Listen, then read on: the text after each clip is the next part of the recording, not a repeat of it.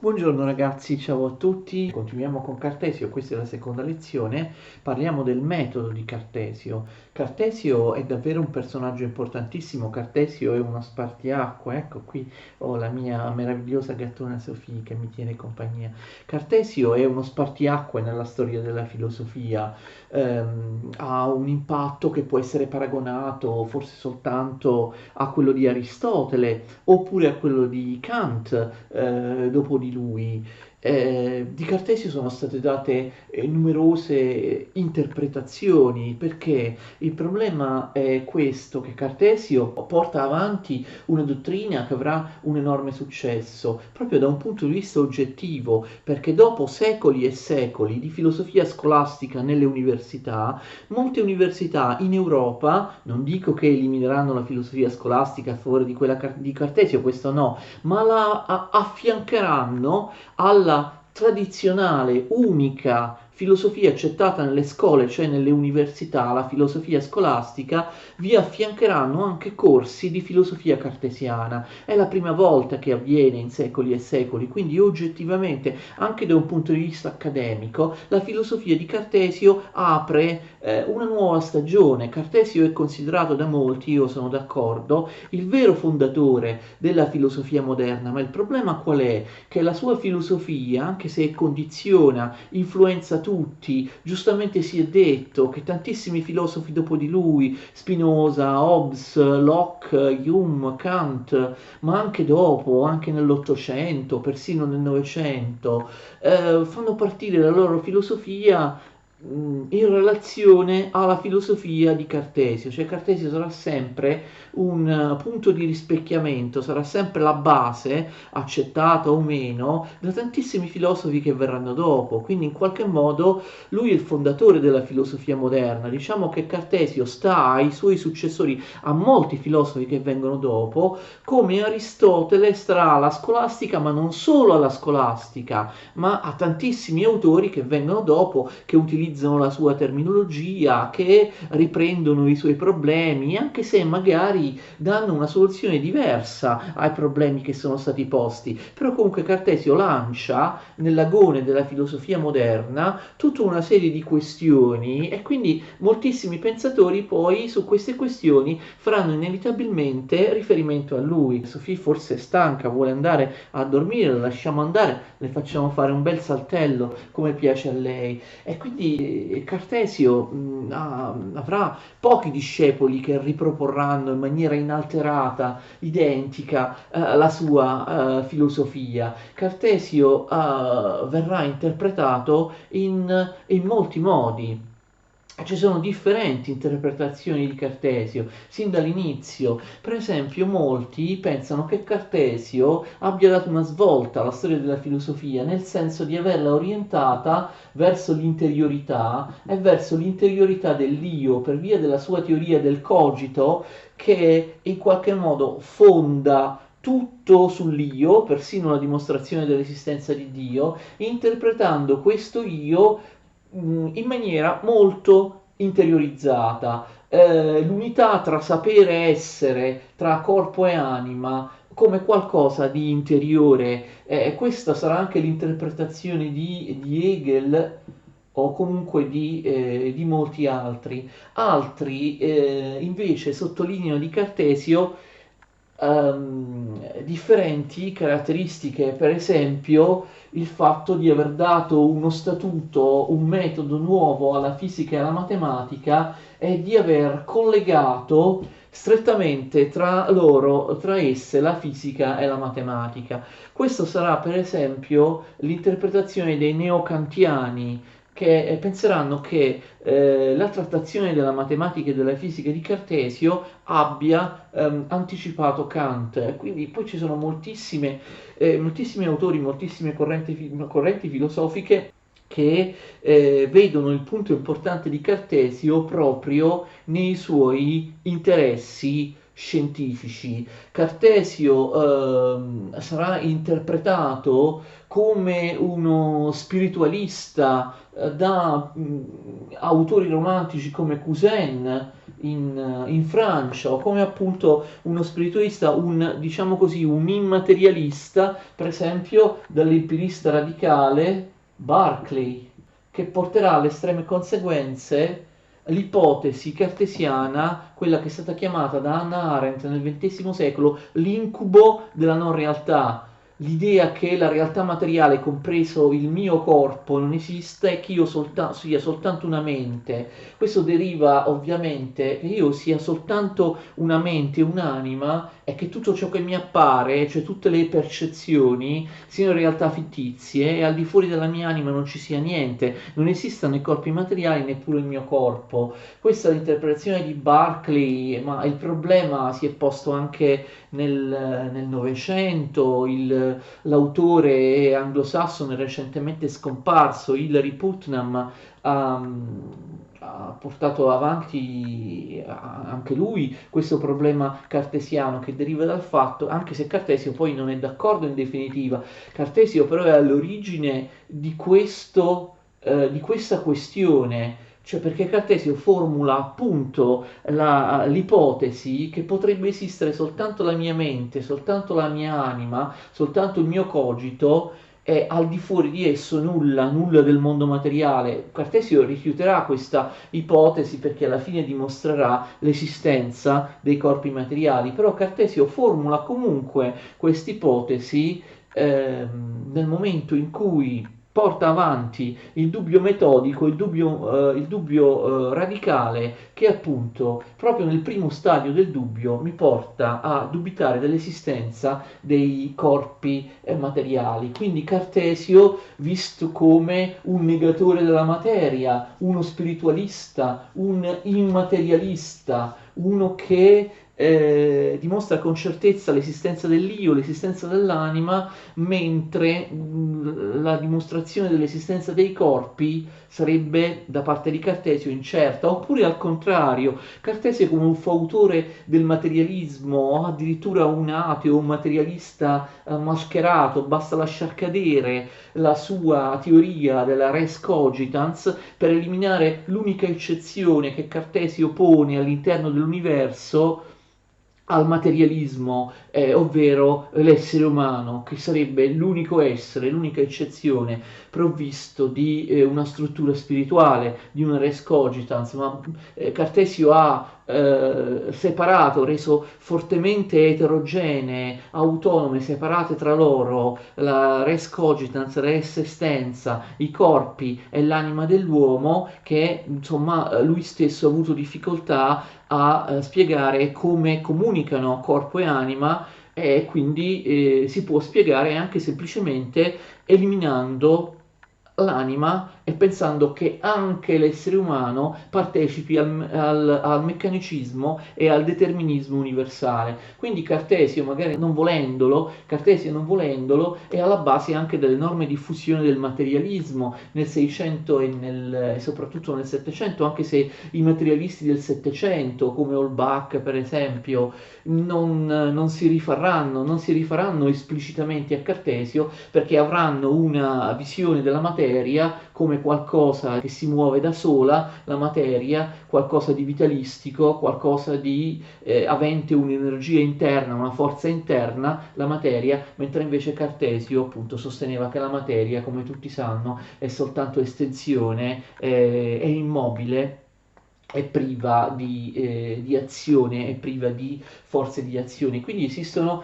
numerosissime interpretazioni di Cartesio. In ogni interpretazione si mette in evidenza un aspetto della filosofia di Cartesio. Cartesio si pone preliminarmente problemi di metodo. Cartesio isola il metodo dal contenuto della sua filosofia, cioè che ragionamento fa? Lui dice che prima bisogna trovare il metodo della filosofia, che secondo lui non c'è, quindi lui si propone di costruire un metodo che ridia dignità alla filosofia, alla metafisica. Spesso Cartesio utilizza il termine metafisica per indicare per indicare la filosofia. Filosofia e metafisica sono spesso sinonimi in Cartesio, quindi preliminarmente io stabilisco qual è il metodo, io dimostro qual è il metodo con cui andrò avanti. Poi applico questo metodo alla filosofia, alla metafisica, ma vedremo anche alla fisica o ad altre discipline, e applico questo metodo a contenuti particolari. Quindi preliminarmente bisogna definire il metodo e poi bisogna applicarlo. Il problema del metodo, quindi voi sapete, Cartesio ha scritto, vi ricordate, proprio un'opera intitolata Il discorso sul metodo. Il problema del metodo muove dalla critica a ciò che Cartesio ha studiato nel collegio gesuitico, vi ricordate di La Flèche e le sue critiche molto forti al curriculum, agli insegnamenti che gli sono stati impartiti. Proprio nel primo libro, all'inizio del discorso sul metodo, lui critica questa impostazione tradizionale dell'educazione, che è un'impostazione ovviamente scolastica, aristotelico-scolastica. Dice Cartesio: io nel mio liceo di La Flèche che cosa ho studiato? Ho studiato le lingue e le letterature classiche, ho studiato la storia, ho studiato la teologia, ho studiato la filosofia, cioè solo materie umanistiche, e per giunta queste materie umanistiche falsificate, piegate agli interessi apologetici, religiosi dei gesuiti. Ma non ho studiato le scienze, non ho studiato il diritto, dice Cartesio, non ho studiato la matematica, non ho studiato, dice Cartesio, nessuna disciplina che può essere utile nella risoluzione dei problemi del nostro secolo. Quindi la critica al curriculum del suo liceo ovviamente rappresenta una critica più generale all'aristotelismo scolastico. Per dare un metodo alla filosofia bisogna conoscere le scienze, la fisica, la matematica, e Cartesio si lamenta di non aver studiato. Cartesio si lamenta che la filosofia, la metafisica sia in rovina. Della filosofia esistono soltanto macerie, ogni pensatore in ogni epoca ha formulate una teoria diversa da ogni altra e non si è mai arrivati ad una ricomposizione certa del sapere filosofico. Perché? Perché la filosofia, perché la metafisica non ha un metodo. Alla filosofia, dice Cartesio, nei secoli si sono applicate le menti migliori, si sono applicati i personaggi più colti, più intelligenti, i più grandi sapienti, eppure la filosofia è soltanto un mosaico variegato di opinioni. In filosofia non si arriva mai ad una conclusione che possa essere considerata certa dall'intera cerchia dei sapienti che si occupano di filosofia. E perché questo? Perché ognuno ha un'opinione radicalmente diversa dall'altra in filosofia non si è mai arrivati ad un risultato comune, ad un risultato accettato da tutti nel corso dei secoli, appunto perché la filosofia non ha un metodo. Cartesio almeno in questo, perfettamente d'accordo con Francesco Bacone, critica il metodo tradizionale, quello dell'aristotelismo scolastico, quello basato sul sillogismo. Secondo lui il sillogismo è comunque il metodo scolastico, è un metodo del tutto sterile. Il sillogismo serve soltanto a sviscerare un po' meglio, a esprimere linguisticamente sempre meglio qualcosa che si sa già. Cioè il sillogismo, o comunque in generale la filosofia aristotelico-scolastica, non scopre mai nulla di nuovo.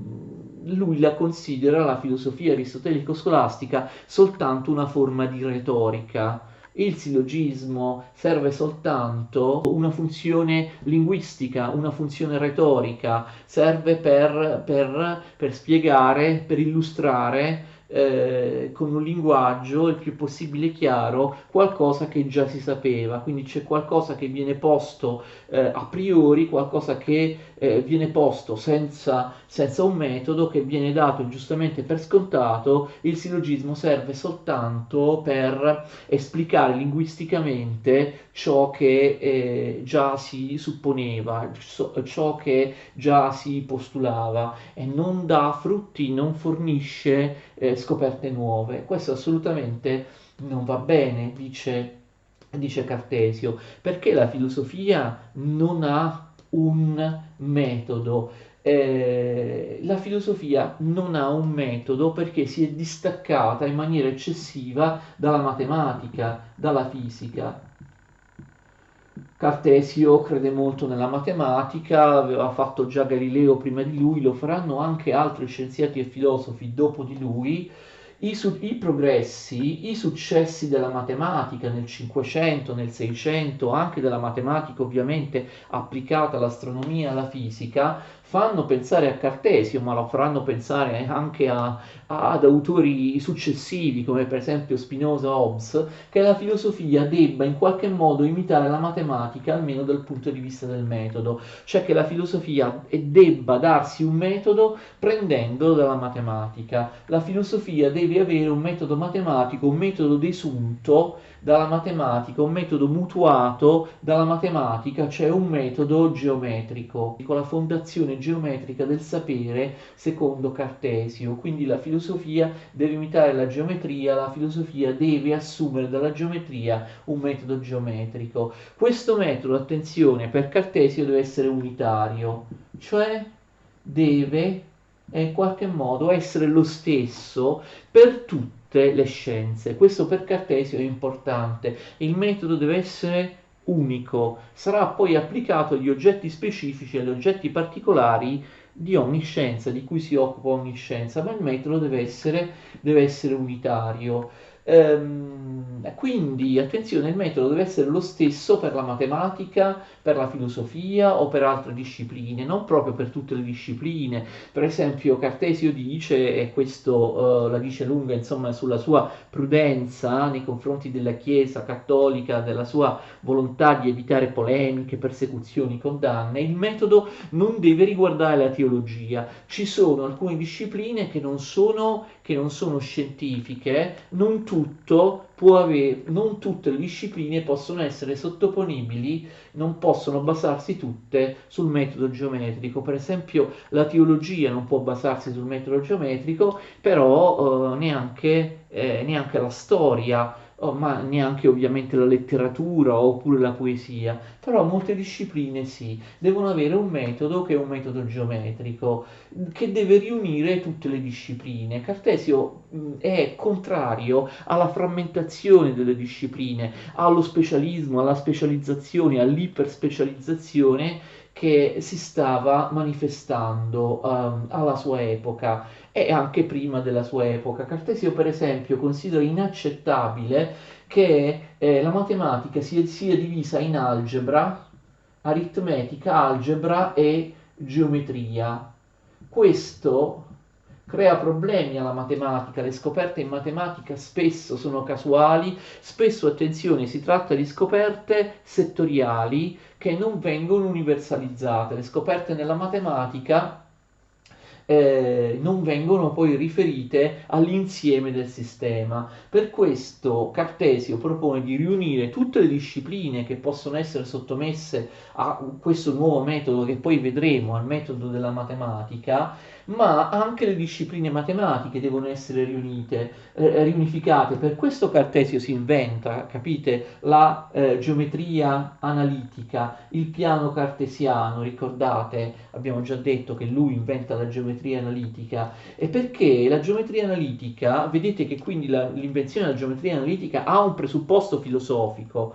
Per lui la geometria analitica, come tutti i ragazzi che la studiano sanno, unifica la geometria con l'algebra, perché una qualunque equazione algebrica può essere rappresentata geometricamente su un piano cartesiano, e all'inverso una figura geometrica, per esempio una retta oppure una circonferenza, attraverso il piano cartesiano può essere trasformata, può essere indicata attraverso un'equazione algebrica, un'equazione della retta, l'equazione della circonferenza. Quindi capite, la geometria analitica, il piano appunto che prende il nome da lui, quello delle ascisse delle ordinate, il piano cartesiano, ha la capacità di riunire la geometria e l'algebra. Malgrado quindi Cartesio evidenzi problemi che esistono anche nelle scienze matematiche per via della loro, secondo lui, innaturale frammentazione, Cartesio sostiene che la matematica a livello di metodo sia meglio della filosofia, cioè la matematica raggiunge delle conclusioni che hanno un livello di evidenza di gran lunga maggiore rispetto al livello di certezza o di evidenza che caratterizza le conclusioni della filosofia, della metafisica che abbiamo visto, non avendo un metodo simile a quello della matematica, le conclusioni della filosofia, della metafisica vengono prese per buone soltanto da qualcuno, mentre qualcun altro pensa l'esatto contrario. Questo non avviene in matematica, questo non avviene in fisica. Quando qualcosa viene dimostrata, è dimostrata dal punto di vista di tutti i sapienti, di tutti i matematici. Questo, attenzione, per Cartesio non avviene soltanto, come forse avete pensato, per via del fatto che la matematica viene applicata alla fisica, cioè la matematica viene applicata a scienze dove si sperimenta, dove esiste l'oggettività dell'esperimento, dell'osservazione della natura. No, il motivo è un altro. Secondo Cartesio la matematica va avanti attraverso delle nozioni che sono autoevidenti, ok? Per esempio la serie dei numeri 1, 2, 3, la serie dei numeri interi ha un grado di certezza e di evidenza molto forte, riconosciuto un po' da tutti, perché è una nozione autoevidente a priori. Cartesio non sta pensando, capite, a nozioni certe ed evidenti perché dimostrate sperimentalmente. Al contrario, lui vuole fondare un metodo a priori che si basi sull'evidenza intuitiva, immediata, sull'autoevidenza di nozioni. Idee che sono certe, che sono evidenti perché sono evidenti intuitivamente, appaiono evidenti alla mente, non appena la mente si illumina di queste idee, cioè si tratta di evidenze a priori, evidenze appunto autoevidenze non derivate dalla dimostrazione. Secondo lui la matematica, l'aritmetica, la geometria partono da idee che hanno una evidenza a priori, una evidenza intuitiva. Si può portare questo grado di certezza, di evidenza delle idee, delle nozioni anche all'interno della filosofia o di altre scienze? Secondo Cartesio questo è possibile, cioè è possibile allargando il metodo matematico, appunto, l'autoevidenza delle nozioni matematiche a tante altre discipline, quindi trasformando la matematica che studia numeri o figure geometriche in quella che Cartesio chiama vera matesis, cioè una matematica che abbia un metodo unitario che valga non solo per le discipline matematiche, ma anche per altre discipline. Lui la chiama vera matesis oppure matesis universale, un metodo che deve essere mutuato dalla matematica, deve essere preso dalla matematica, ma che deve essere un metodo universale per tutte le scienze che in qualche modo possono essere appunto soggetti a questo metodo. Vera mathesis oppure mathesis universalis, quindi un metodo unitario che valga per tutte le scienze, quasi tutte, insomma abbiamo visto teologia o storia non sono comprese, però Cartesio fa un elenco piuttosto generoso delle discipline che possono essere rivoluzionate assumendo questo nuovo metodo. E non solo la filosofia o la metafisica, d'accordo, ma anche per esempio l'ottica, l'acustica, le visioni, la vista, le percezioni della vista, oppure i suoni, l'udito, oppure l'astronomia, d'accordo? Che ovviamente è un'estensione in qualche modo della fisica, è chiaramente la stessa fisica. Quindi applicare questo metodo universale che lui chiama vera mathesis universalis alla filosofia, cioè alla metafisica, ma anche alla fisica, all'ottica, all'acustica, all'astronomia e anche ad altre scienze, diciamo, ad altre scienze settoriali che in qualche modo possono essere riconducibili alla fisica. Quindi vera mathesis o mathesis universalis, vi ricordate che in realtà, l'abbiamo detto altre volte, mathesis, materia, da dove viene matematica? Mathesis, materia, materia sia nel senso di disciplina, sia nel senso proprio di materia solida che costituisce il mondo fisico.